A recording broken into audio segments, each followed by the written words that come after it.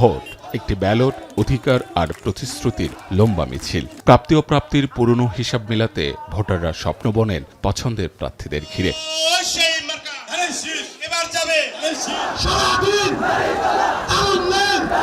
এবারের জাতীয় নির্বাচনে ঢাকার ২০টি আসনে প্রতিদ্বন্দ্বিতা করছেন মোট ১৮৯ জন প্রার্থী। এর মধ্যে দলীয় প্রতীকে লড়ছেন ১৭৯ জন আর স্বতন্ত্র প্রার্থী মাত্র ১৪ জন। স্বতন্ত্র প্রার্থীদের অধিকাংশই বিএনপির রাজনীতির সঙ্গে জড়িত। দলীয় মনোনয়ন না পেয়ে বিদ্রোহী প্রার্থী হিসেবে নেমেছেন নির্বাচনের মাঠে। এদের মধ্যে আলোচনায় আছেন ঢাকা ৭ আসনে সাবেক ছাত্রদল নেতা মোহাম্মদ ইসাহাক সরকার এবং ঢাকা মহানগর উত্তর বিএনপির সাবেক আহ্বায়ক সাইফুল আলম নীরব।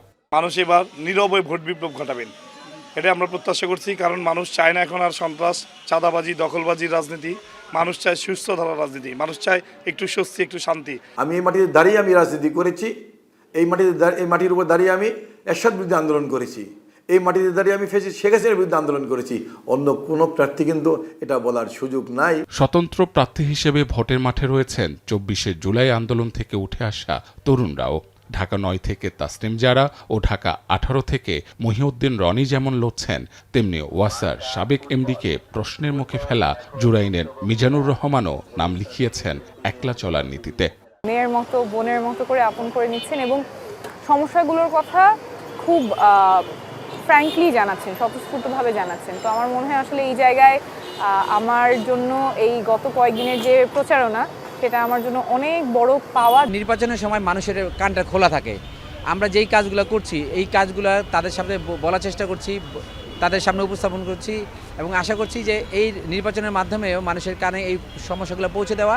বিশ্লেষকরা বলছেন, জয়ের জন্য স্বতন্ত্র প্রার্থীদের প্রয়োজন এলাকার প্রভাব ও ব্যক্তিগত জনপ্রিয়তার পাশাপাশি সুইং ভোট টানার সক্ষমতা। জনপ্রিয়তার একটা বিষয় আছে, ক্রস দ্য বোর্ড, মানে হলো দলমত নির্বিশেষে একটা প্রার্থী কতটুকু গ্রহণযোগ্য।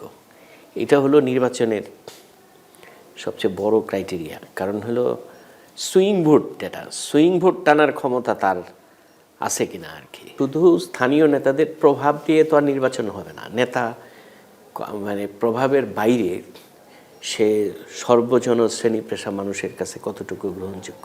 দলীয় প্রার্থীদের ভিড়ে স্বতন্ত্র প্রার্থীরা কতটা চ্যালেঞ্জ ছুড়ে দিতে পারবেন, সেটাই এখন বড় প্রশ্ন। মাহবুব হাসান রিপন, এখন ঢাকা। কালার এক্সপার্ট এবং ডার্ক জ্যাপ সমৃদ্ধ অরিক্স অ্যাডভান্স ডিটারজেন্ট পাউডার, আপনার লন্ড্রি এক্সপার্ট।